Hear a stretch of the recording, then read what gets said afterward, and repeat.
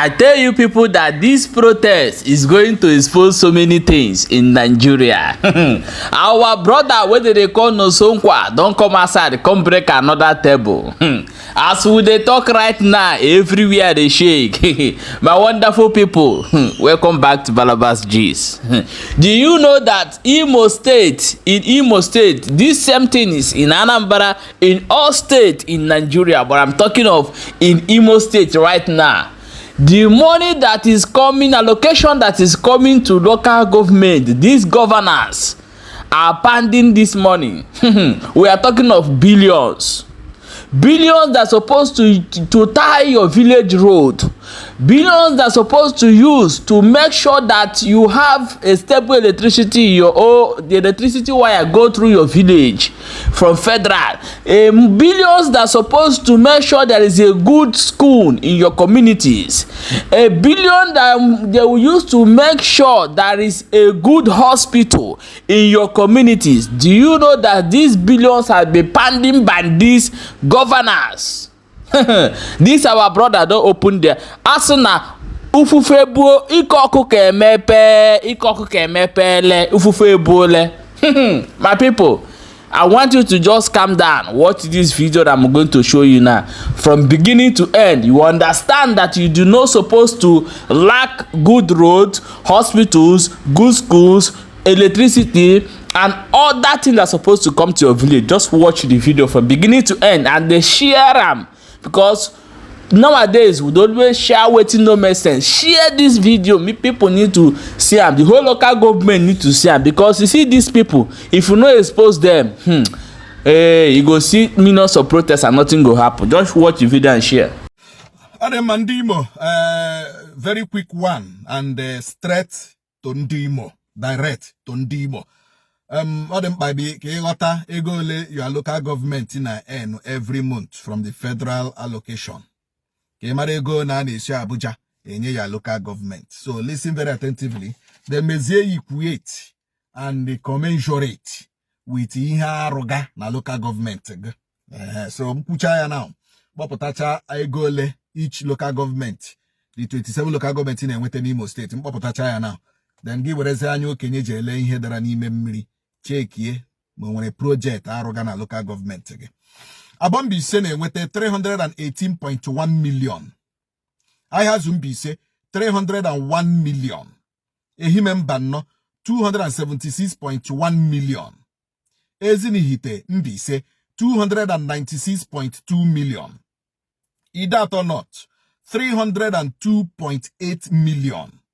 Idato South 303.7 million. Ihitu Boma 275.4 million. Ikeduru 292.8 million. Isialambano 326.8 million. Isu 297.6 million. Mbitolu 353.9 million. Ngobala 302.1 million. Njaba 283.7 million. Wangele 274.5 million. Nkwere 244.2 million. Obowo 266.7 million. Uguta 295.5 million.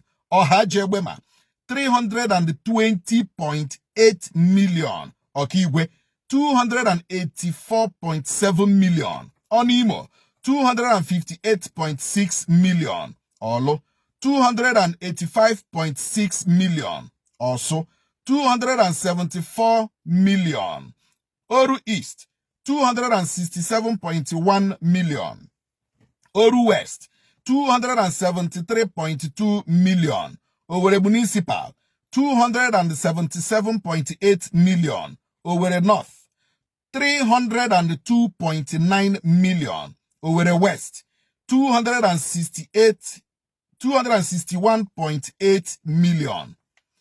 Total ego ne each local government abakọtacha ya ọnụ total ha na-enwete in a month. The 27 local government abakọcha ego dị na ha na-ebunye Imo State in a month bụ 7.82 billion naira. 7.82 billion naira. Then Kambe Hope Uzodinma as governor na January 2020 till today August 2024. Ibako ya cheki ye. Gichopta na Hope Uzodinma anola 56 months as a governor.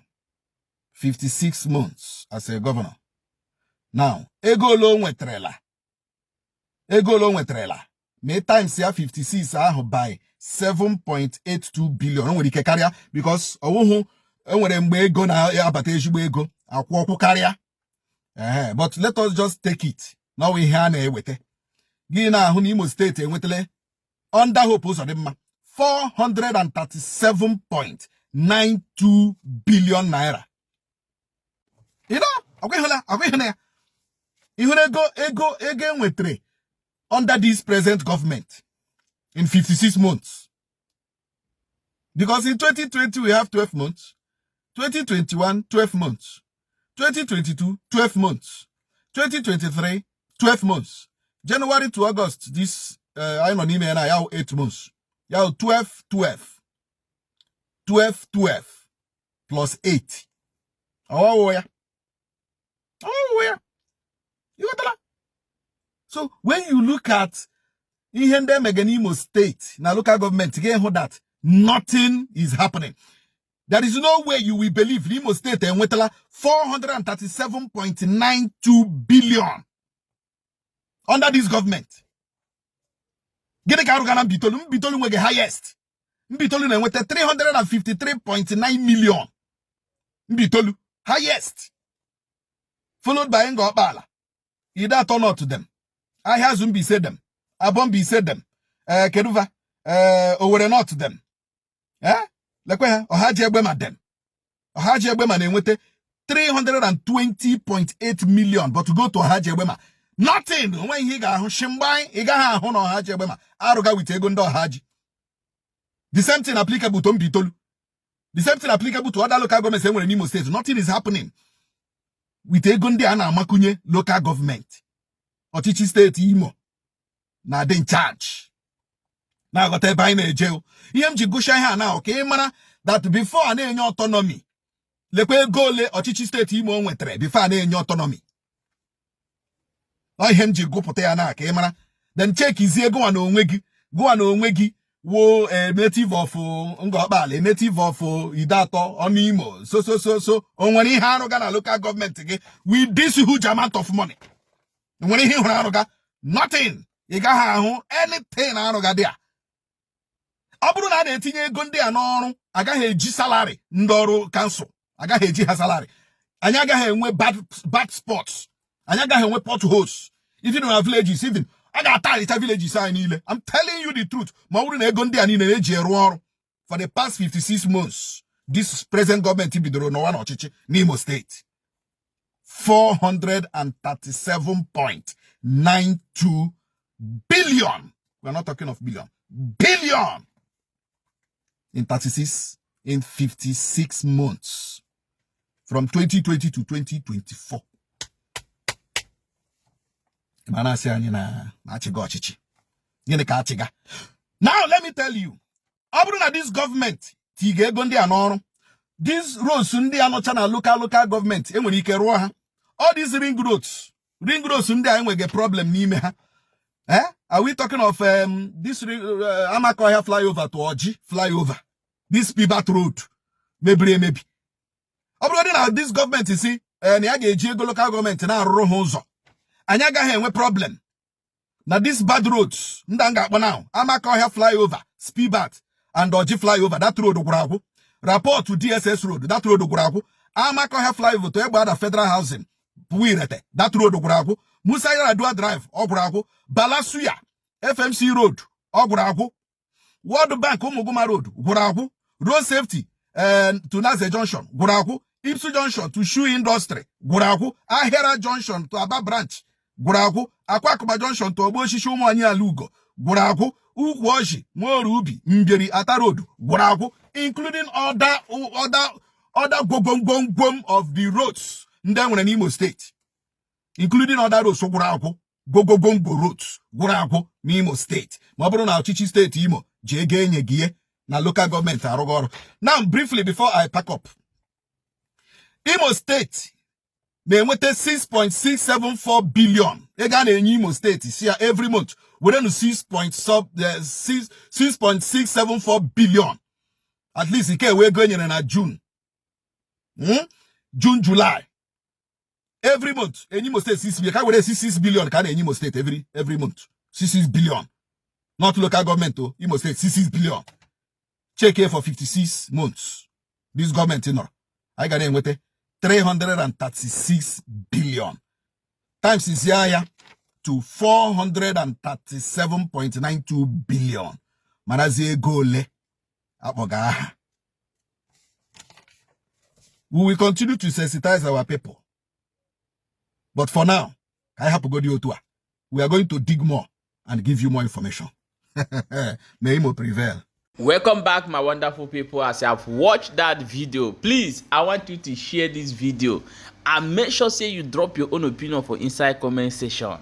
These people don't finish us. So many villages in our that is so many road in our villages supposed to be a tied road, good light.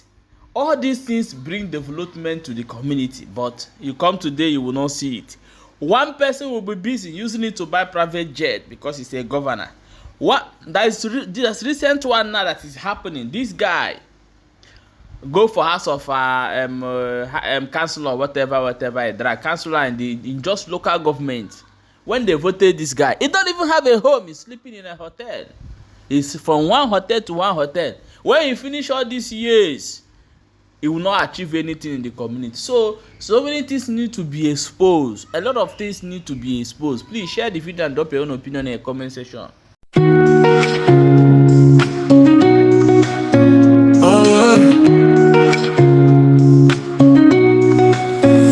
Welcome to the place where the news unfolds, where stories are told and the truth is gold. Barnabas Gist, we a daily guide, bringing you the updates with nothing to hide. From the heart of the city to the world at large, we're keeping you informed as we take charge. With every headline and every fact, with the pulse of the moment, no turning back. Barnabas Gist, where the news comes alive, keeping you in the know, helping you thrive. Current affairs straight to your screen, making our community stronger, that's our dreams. That's our dreams. When the world's spinning fast and you're feeling lost, we've got the latest, no matter the cost. From breaking news to the stories that matter, we sift through the noise, the truth's what we gather. You're never alone with us by your side. We're building a bond, a connection worldwide. For every update, big or small, we're here to deliver, answering the call. Barnabas Gist, where the news comes alive, keeping you in the know, helping you thrive. Current affairs straight to your screen, making our community stronger, that's our dreams. That's our dreams.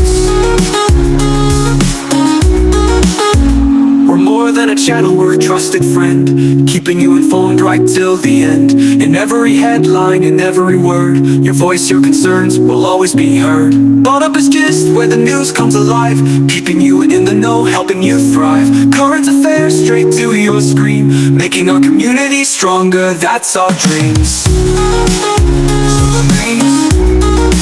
That's our dreams. That's our dreams. So tune in today and every day too. Barnabas Gist, we're here just for you. With every update, we're keeping you bright, making the world better together, we light.